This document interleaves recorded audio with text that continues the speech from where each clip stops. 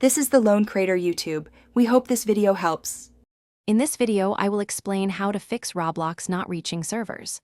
First, ensure your device is connected to the internet. A quick check on a web browser or other apps can quickly confirm this. Next, consider restarting your computer or mobile device completely, as this simple action often resolves many temporary glitches. Make sure your internet is stable and has sufficient bandwidth, perhaps by pausing other downloads or streaming services. Your internet connection is the backbone for Roblox, so let's verify it carefully.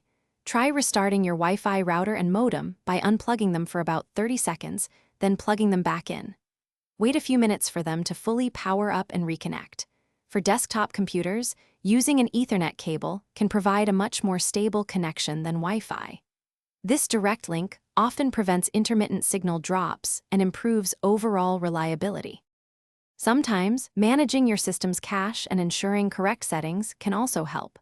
Clear your Roblox application's temporary files and cache, as accumulated data can sometimes interfere with connections.